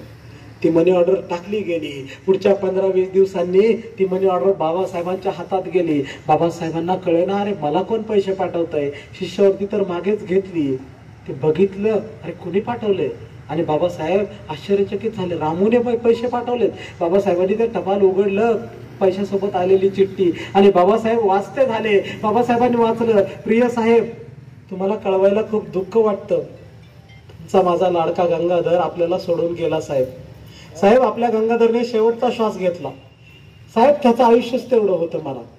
पण साहेब, हे 4 पैसे तुम्हाला तुमच्या रामूने ह्यासाठी पाठवले. प्रत्येक बाबाने, प्रत्येक दादाने हे ऐकलं पाहिजे की माझी आई, माझी बहीण किती त्याग करणारी असते, माझी रमाई किती त्याग करणारी होती. ही प्रत्येक आई रमाई असते, हे माझ्या प्रत्येक भावाला कळलं पाहिजे, यासाठी सांगतोय. बाबासाहेब वाचत होते, बाबासाहेब, तो गंगाधर गेला साहेब, पण हे 4 पैसे मी यासाठी तुम्हाला पाठवलेत साहेब. साहेब, मी त्या पत्रात वाचलं होतं साहेब, पैसे नाहीत म्हणून तुम्ही एकच वेळ जेवताय साहेब. आजपासून तुम्ही 1 वेळ नाही, तुम्ही 2 वेळ जेवायचे साहेब. तुमच्या बाबासाहेबांचं शिकणं, बाबासाहेबांचं जगणं एवढं सोपं आहे का? आज जर एखादा चांगला कार्यकर्ता उभा राहायला लागला तर त्याला कसा जिरवायचा आता लोक बघतात. तर तेव्हा बाबासाहेब कसे उभे राहतात हा विचार आम्ही केला पाहिजे. आणि त्या काळात बाबासाहेब उभे राहतात, आणि ते बाबासाहेब या माझ्या पुढे बसले चिमुकल्यांसाठी, माझ्या या बहिणींसाठी मला आवर्जून सांगायचं आहे की ते बाबासाहेब, त्यांच्या वडील त्यांना सातारच्या शाळेमध्ये ऍडमिशन घेतात, हायस्कूल त्या शाळेमध्ये सरकारी, आणि त्या शाळेमध्ये बाबासाहेब जायला लागतात. आता आमचं कसलं भारी झालंय, इथे बघाच 4 मजली 2 मजली बंगले, घर, रेल्वे स्टेशनला घर, 2 BHK 4 BHK बंगले, एकदम आईस पैस. मग काय होतं, आम्ही इंग्लिश मिडियमला ऍडमिशन घेतलेलं असतं बारक्या पोराचं. मग सकाळी गाडी येते, गाडीचा 2दा-3दा हॉर्न वाजतो, आई पोराला नटवते भारी, त्याला सूट बूट, टाय कोट बूट घातलेला असतो. मग आई बोट धरून त्याला खाली सोडायला येते. पोरग गाडीत जाते सुटाबुटात, पोरग गाडीतून बाहेर बघतोय, आईला टाटा करतोय. मग आई त्याला बाय बाय 4 वेळा करते, गाडी लांब जाईपर्यंत आई बाय करते, आई बाय करत थांबत. मग पुन्हा दुपार होते, दुपारच्या टायमाला गाडी येते, मग पोराला घ्यायला आई पुन्हा जाते, पोरग घेऊन आई येते, गल्लीतल्यांना वाटेने सांगते, सुटली शाळा त्याची. का की पोरग तसं म्हणलं, म्हणते गुड आफ्टरनून अंकल. मग आईला भारी वाटते, पोरग गुड आफ्टरनून म्हणलं, इंग्लिश बोलतोय माझं पोरग. मग हे जेव्हा मी पाहतो, मला माझ्या बाबासाहेबांचा काळ आठवतो. माझे बाबासाहेब मला आठवतात. आज हे वैभव दिसतंय, या गावगाड्यात वस्ती वस्ती ते वैभव उभं राहिलेलं दिसतं. ही आनंदाची गोष्ट असली तरी आम्हाला या मागचा त्याग आठवला पाहिजे. अरे माझे बाबासाहेब त्या साताऱ्याच्या शाळेत वर्गाच्या बाहेर बसायचे, आणि वर्गाच्या बाहेर बसणारे बाबासाहेब शाळेत येताना आपल्या फाटक्या पिशवीत पोतं घेऊन यायचं, गोनपाटाचं, बाहेर हातरायचं, त्याच्यावर बसायचं. दुपारच्या सुट्टीत त्याच पिशवीत आणलेली फडक्यात बांधलेली भाकर काढायची, वाळत गेलेली ती भाकर खायची, आणि ती भाकर खाताना तोटरे बसायचे, ती भाकर तशीच खायची, आणि मग मिळेल तेव्हा पाणी प्यायचं. असे दिवस माझे बाबासाहेब काढत होते. आणि एक दिवस गुरुजींनी फळ्यावर लिहिलं, मुलांना मला सांगा की या जगात अशा कोणत्या गोष्टी आहेत ज्या तुम्हाला दिसत आहेत पण त्याला तुम्ही स्पर्श करू शकत नाही. गुरुजींनी विज्ञानाचं भूगोलाच्या अंधाराने विचारलं, वर्गातल्या पोराने हात वर केला, सांगते झाली. गुरुजी चंद्र, सूर्य, तारे हे आम्हाला दिसतंय पण हात वर लावता येत नाही. आणि तेवढ्यात गुरुजींचं लक्ष वर्गातून बाहेर गेलं. बाहेर बारका भिवा बसलाय, त्याने उभं राहून हात वर केलाय, आणि त्यांचं लक्ष जसं गेलं तसं ते सर म्हणाले, अरे बाहेर बसून भिवाने हात वर केलाय, सांग भिवा तुला काय सांगायचंय. अरे बाबासाहेब, भिवा बारका उभा राहिला, आणि उभा राहून बारक्या भिवाने तार दिशी उत्तर दिलं, दानेदारपणे उत्तर दिलं. सरांकडे पाहत बारका भिवा म्हणाला, गुरुजी या शाळेतला हा पाण्याचा माठ मला रोज दिसतो, पण मला याला स्पर्श करता येत नाही. गुरुजी तुमच्या जवळचा हा फळा मला रोज दिसतो, पण मला त्याला स्पर्श करता येत नाही. गुरुजी बांधवांनो, हे इतिहासाची भूगोलाची उत्तर नाहीत, विज्ञानाची नाही, तरी बाबासाहेब नावाच्या, भीमराव आंबेडकर नावाच्या चिमुकल्या पोरांना समाज व्यवस्थेच्या कानफाळात मारलेली सनसनीत चपळाक होती. आणि गुरुजी ती उत्तर ऐकून सुन्न झाले होते, कारण ते सर रोज बघत होते. दुपारी या पोरांना जेव्हा घास गिळता येत नाही तेव्हा ही पोरं पाण्यासाठी त्या माठाजवळ जातात, उभी राहतात. आणि महारामांगाची पोरं आलेले बघितल्यानंतर शिपाई सुद्धा लांब निघून जातो. तो शिपाई पुन्हा माघारी येईल, पाणी काढेल आणि ओतेल, तेव्हा हे उंजळीने पाणी प्यायची, आणि मग यांची तहान भागायची. ह्या पोरांना हे वाटणारच असं गुरुजींना वाटलं असेल. पण बारक्या भिवाने पुढे आपल्या आत्मकथेत लिहिलेलं आहे. बांधवांनो, जगदीश्वर गोष्टी सांगायला आलेला नाहीये, बाबासाहेब लिहितात की मला बालपणी हे चटके बसले, पण मला पाण्यासाठी चटका बसला हे नाही वाटत, तर मला त्यामागचं कारण कळलं होतं की ज्या माठाजवळ कुत्री मांजरं जात होती त्या माठाजवळ माणूस असून मला जाता येत नव्हतं. का तर इथल्या एका व्यवस्थेने मला गुलाम ठरवलं होतं, अस्पृश्य ठरवलं होतं, आणि ती व्यवस्था आपल्याला बदलावी लागेल हे मला तेव्हा कळलं होतं. आणि म्हणून मला वाटतं की ज्या मुलाला वर्गाच्या बाहेर बसून पाण्याला स्पर्श करता आला नाही कारण अस्पृश्यता सांगितली होती, त्या मुलाने या जगाच्या इतिहासात पाण्याच्या समतेसाठीचा पहिला महाडचा सत्याग्रह केला. तो मुलगा म्हणजे विश्वरत्न डॉक्टर बाबासाहेब आंबेडकर आहे. हे आम्हाला नव्या पिढीला सांगावं लागेल. नव्या पिढीला आम्ही काय सांगतोय हे आम्हाला कळलं पाहिजे. हे मोटिवेशन आहे, हे मोटिवेशन आहे. आम्ही आमच्या मुलाबाळांसमोर शिव फुले शाहू आंबेडकर हा विचार जेव्हा मांडू तेव्हा ती तशी जगतील. तुम्ही त्यांना दररोज संध्याकाळी 8 ते 12 मालिका दाखवताय, आणि मालिका काय दाखवताय? दुसऱ्या नवऱ्याची तिसरी बायको. मालिका काय दाखवते? आई बाप बघते सगळी दुसऱ्या नवऱ्याची तिसरी बायको, आणि सगळ्या मालिकेमध्ये एका नवऱ्याला 2-3 बायका. आणि अपेक्षा काय? आपल्या मुला मुलींवर संस्कार चांगले असावेत. त्यांनी संस्काराने जगावं. त्यांनी जर काय वाकडं पाऊल टाकलं की आमचा खानदानाला पट्टा लागेल आमच्या. आणि बघतात काय? ज्यांचं खानदानच नाही त्यांच्या रोज मालिका बघतात. आम्ही काय पेरतोय आणि काय उगवून आलं पाहिजे याची अपेक्षा करतोय. बांधवांनो, जे पेरणार आहात तेच उगवून येणार आहे. या सृष्टीचा नियम आहे, जे पेरणार आहात तेच उगवून येणार आहे. म्हणून पेरताना विचार करा की अशी गोष्ट पेरली पाहिजे की ज्याची फळं घेताना आनंद वाटेल, ती विषाची फळं नसली पाहिजेत. म्हणून पेरणी करताना या फुले शाहू आंबेडकर, आऊसाहेब जिजाऊ, सावित्रीमाई, रमाई याच्या विचारांची पेरणी जर झाली तर फळ येणारं फळ हे आंबेडकरवादांचं, संस्कारांचं आणि शिक्षित समाजाचं फळ असेल. तेव्हा मुलं बाळं चांगल्या स्थानावर गेलेली दिसतील. ही अपेक्षा बाळगताना आया बहिणींनी, बापांनी हे लक्षात ठेवलं पाहिजे. आणि ते बाबासाहेब आंबेडकर जे वर्गाच्या बाहेर बसून शाळा शिकतात, ते बाबासाहेब आंबेडकर मला असं जेव्हा मी गेले 15 वर्ष झालं गावागावात सांगतो, 15 वर्ष गावागावात सांगतो, मग मागच्या 10 वर्षात असं वाटायला लागलं की आपण सांगतो, लोक टाळ्या वाजवतात, घरी जातात 2-4 दिवसांनी. त्याचं काय? त्याला बोललं, त्याला काय दुसरं काम आहे? त्याचं कामच आहे ते गेला. आता आपलं रोजचं चालू. मग मला काही लोक म्हणाले की हा तुमचा जो विचार आहे, हा विचार जर तुम्ही लिहून आमच्यापर्यंत पोहोचवला तर तो प्रत्येकाच्या हातात राहील, घरात राहील, आणि लोकांना तो कायम स्मरणात राहील, वाचत राहतील लोक. आणि एक 8-10 वर्षापूर्वी एक पुस्तक काढायचं, एक पुस्तक लिहायचं संकल्प माझ्या डोक्यात आला. आणि तो अशा प्रकारे शून्यापासून बाबासाहेब आंबेडकरांच्या लढाईचा जो संघर्ष आहे तो परमोच्च बिंदूला, विजयापर्यंत कसा गेला. आणि हे बाबासाहेब हे नव्या पिढीसाठी मोटिवेशनल कसे आहेत, ते फक्त एका जाती धर्माला नाही तर इथल्या प्रत्येक माणसाला कसे प्रेरणादायी हे आपल्याला लिहावं लागेल. हे वाटलं आणि ही प्रकरणं मी माझ्या डोक्यामध्ये साठवायला लागलो. मेंदूतून ती प्रकरणं निर्माण होत होती आणि लवकर पुस्तक यायचं होतं. आणि 2018 साल उघडलं आणि तोपर्यंत पुस्तकाचं माझ्या डोक्यामध्ये संकल्पना पूर्ण होत आली होती आणि ते पुस्तक यायचा वेळ आली होती. आणि 2018 साली पुण्यात भीमा कोरेगावला एक दंगल घडली आणि त्यानंतर मुंबईत एक मोर्चा होता. आणि त्या मुंबईच्या मोर्चाला मी निघालो होतो पुण्यातून. आणि पुण्यातून जात असताना माझ्या गाडीला अपघात झाला. तो अपघात एवढा भयानक होता. त्या अपघातामध्ये माझ्या मेंदूला इजा झाली आणि मी काही दिवस कोमामध्ये गेलो. आता कोमामध्ये गेल्यानंतर मी कोणालाही ओळखत नव्हतो, आई वडिलांनाही मी ओळखलं नाही. आणि मग जेव्हा एखादी गोष्ट मला लोक सांगायचे मी शुद्धीवर आल्यानंतर, तेव्हा मी त्याविषयी अंदाज लावायचो. आणि माझा सगळा भूतकाळ पुसला गेला होता. मला पुन्हा नव्याने कोणी काय सांगितलं तर ते आठवायचं फक्त. आणि अशा परिस्थितीतून मी पुन्हा उभा राहील, बोलेल. डॉक्टर म्हणले हे शक्यच नाही, आता हा उभा राहू शकणार नाही, हा बोलणार नाही, ह्याला तुम्हाला सांभाळावं लागेल, घरच्यांना सांगितलं. त्या काळात उभा राहण्यासाठी काहीतरी केलं पाहिजे असं माझ्या घरच्यांना वाटलं. आणि मग त्यानंतर माझ्यावर केरळमध्ये उपचार होत राहिले.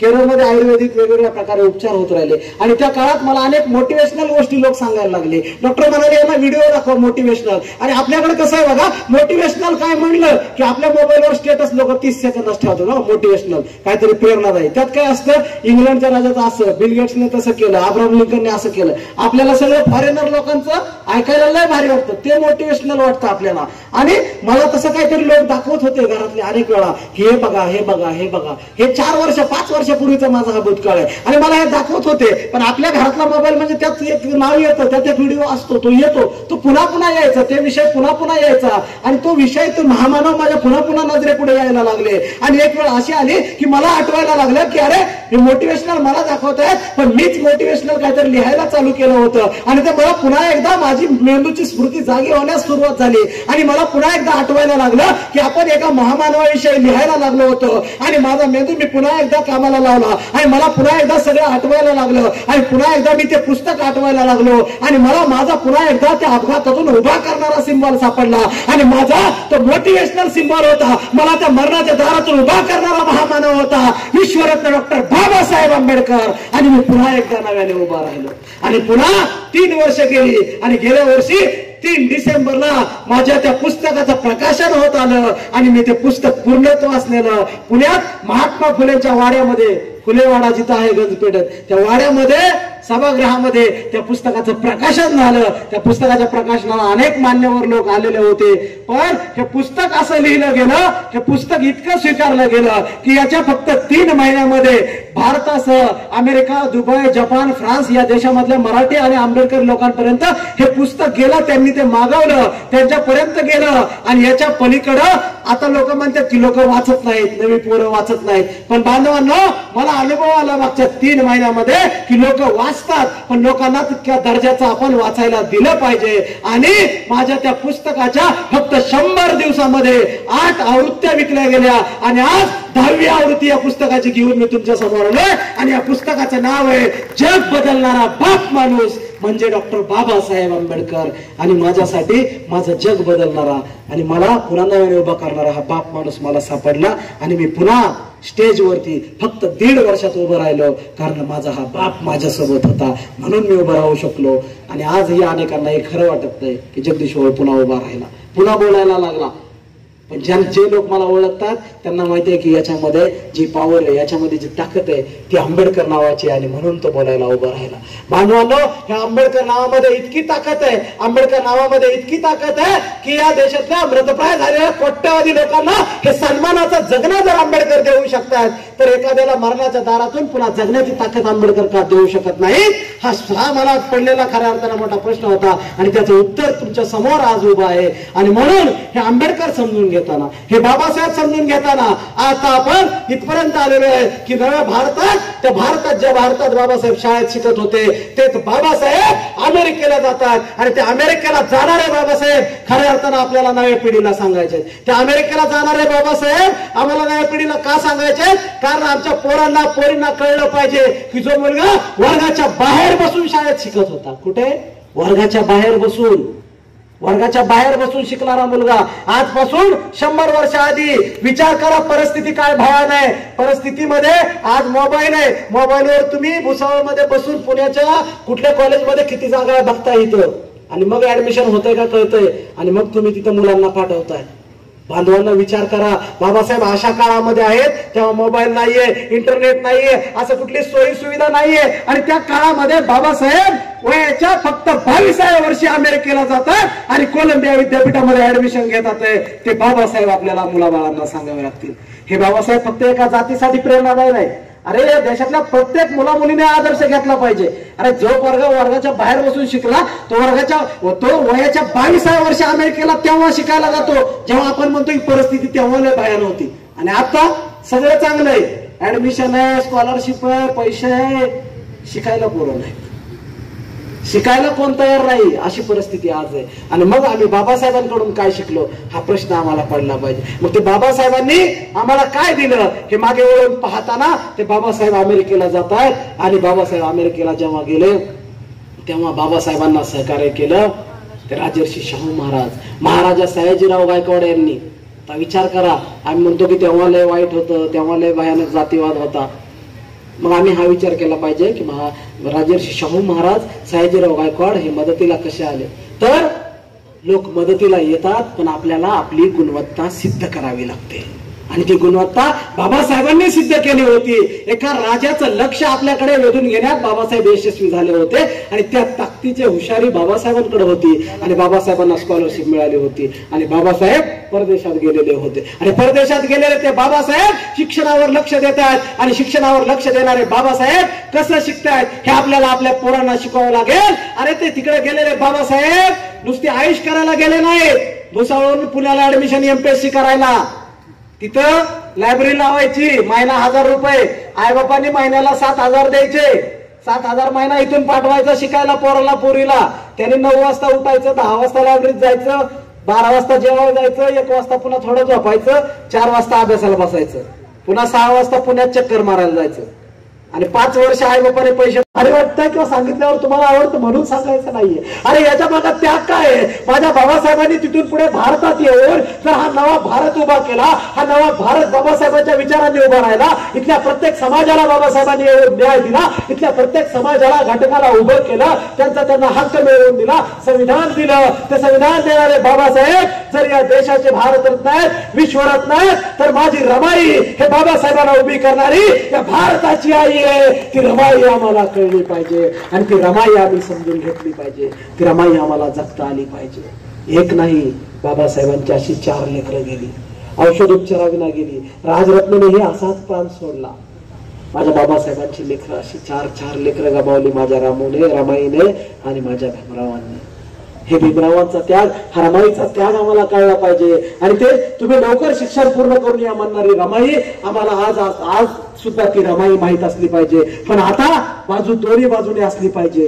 जसं माझी रमाई सांगत होती की साहेब तुम्ही लवकर शिक्षण पूर्ण करून या, कारण बाबासाहेबांवर तितका मोठा भार होता, या देशाचा भार होता. बाबासाहेब तेवढे मोठे विद्वान होते. पण आज या घराघरामध्ये इथल्या प्रत्येकानं घरातल्या रमाईलाही आता सांगितलं पाहिजे तू शिकायला जा आणि शिकून माघारी ये.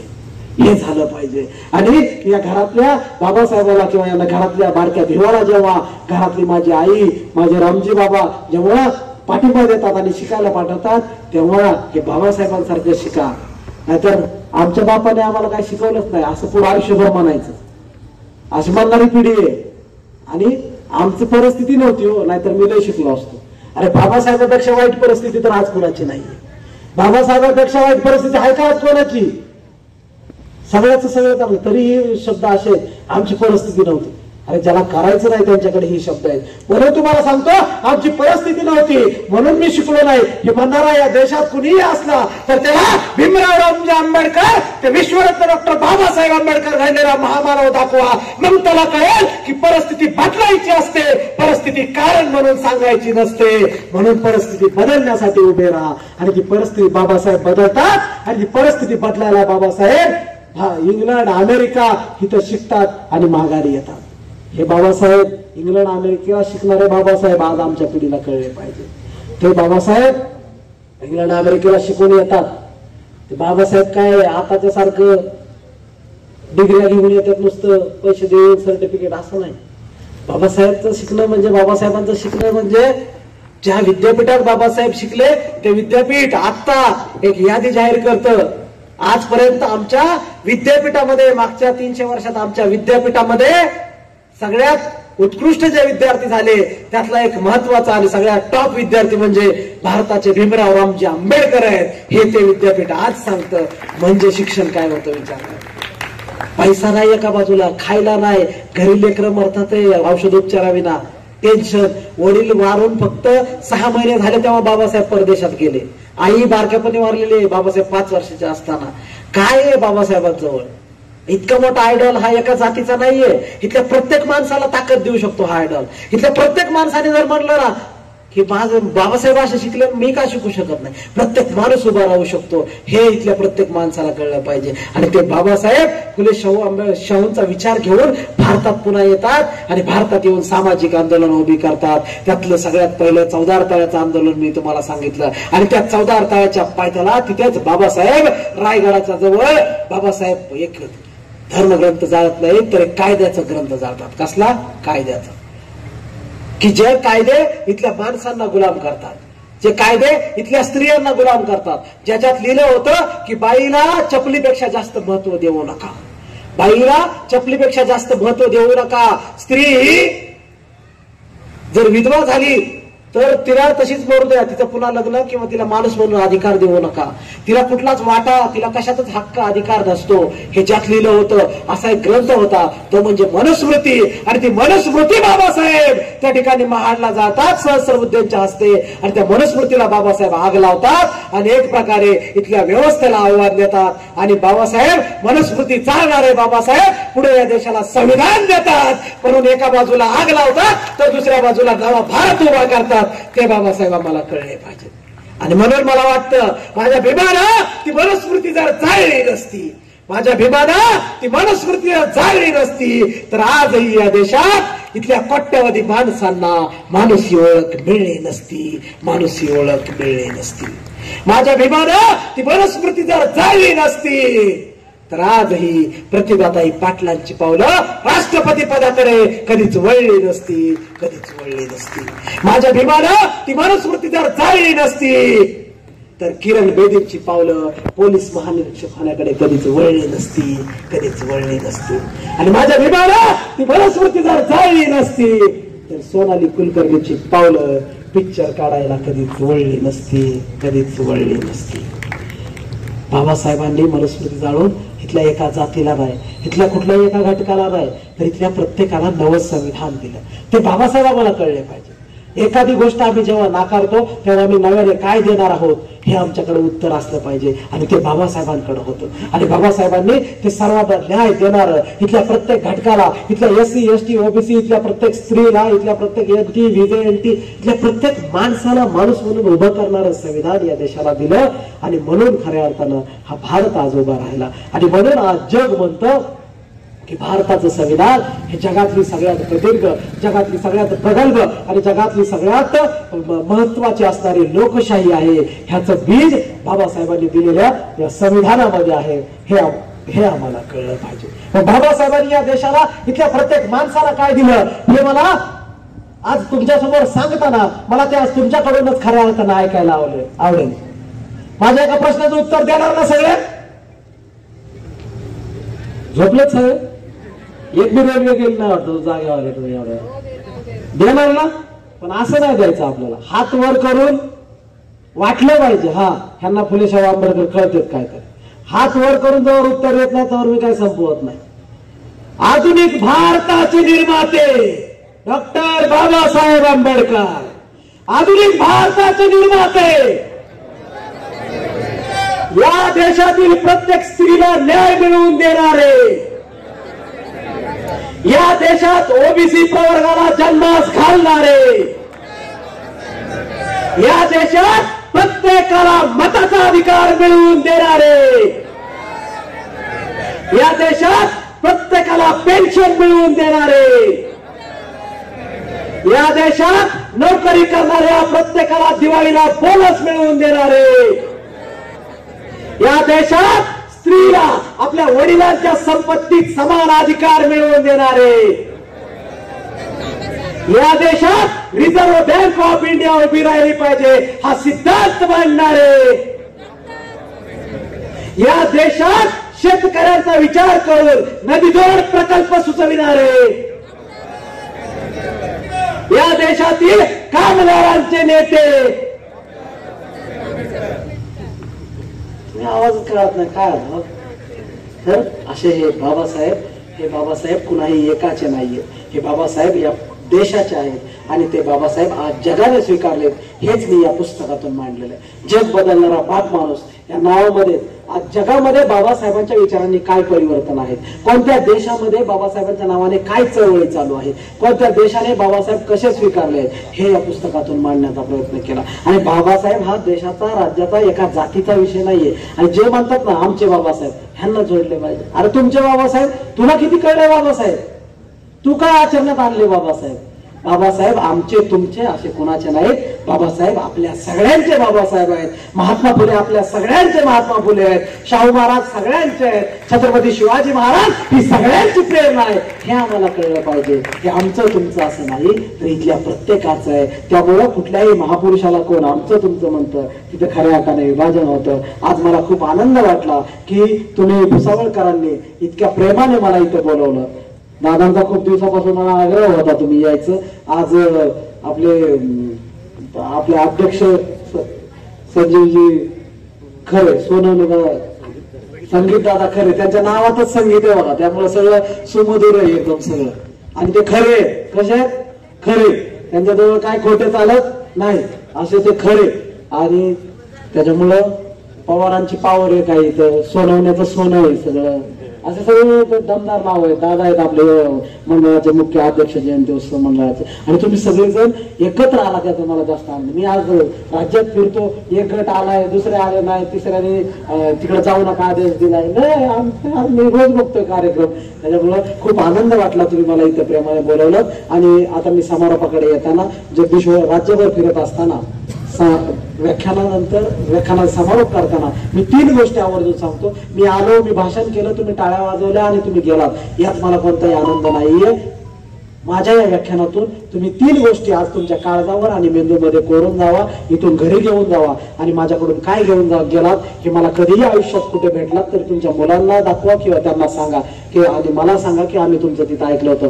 पहिली गोष्ट बाबासाहेब सांगतात, जा आणि तुमच्या घराच्या भिंतीवर लिहून ठेवा, मला या देशाची शासनकर्ती जमात व्हायचंय. जात म्हणत नाहीये, जमात म्हणजे नवा वर्ग तयार करायचा आहे. इथल्या सगळ्यांनी हे लक्षात घेतलं पाहिजे, शासनकर्ते व्हायचंय. भावांनो, शासनकर्ते होणं म्हणजे फक्त आमदार खासदार मंत्री होणं नव्हे.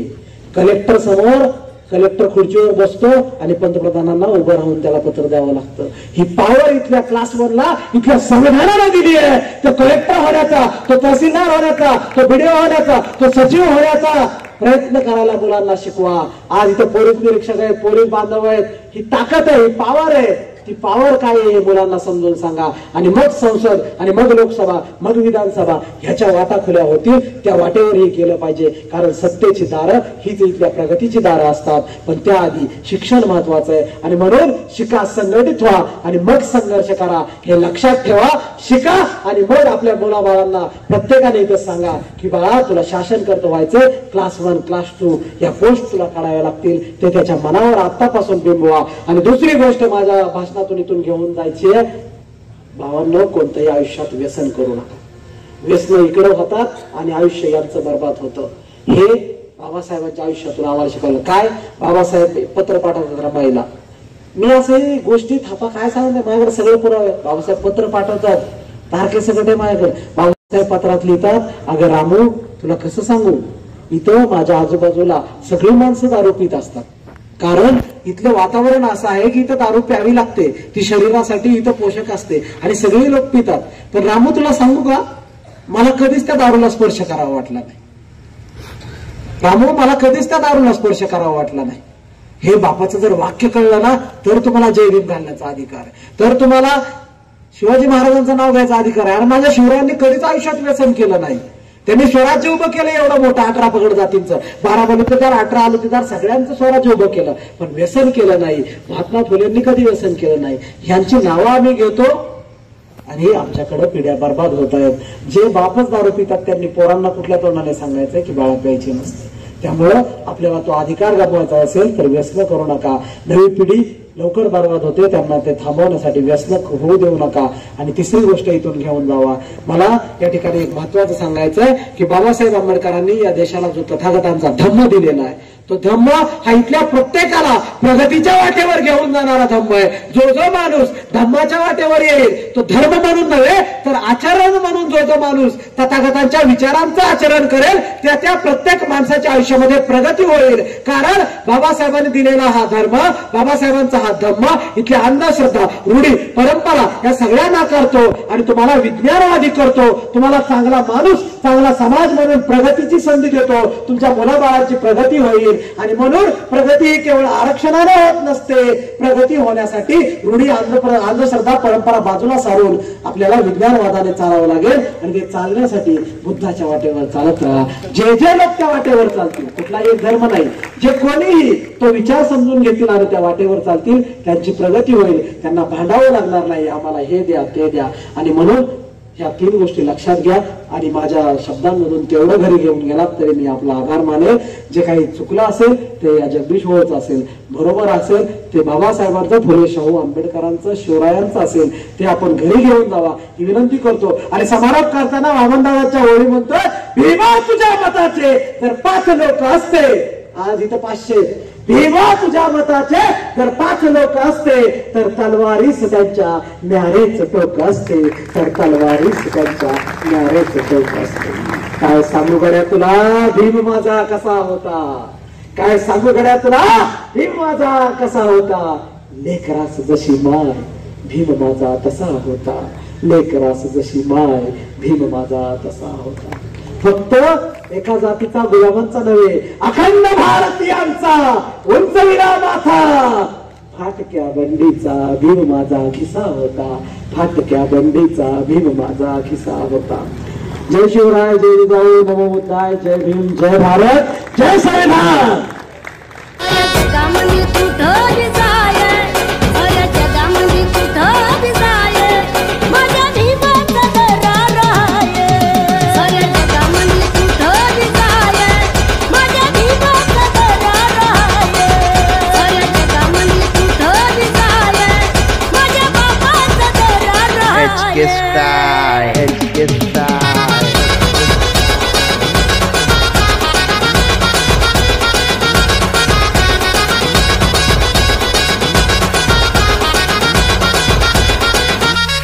Subscribe now and press the bell icon.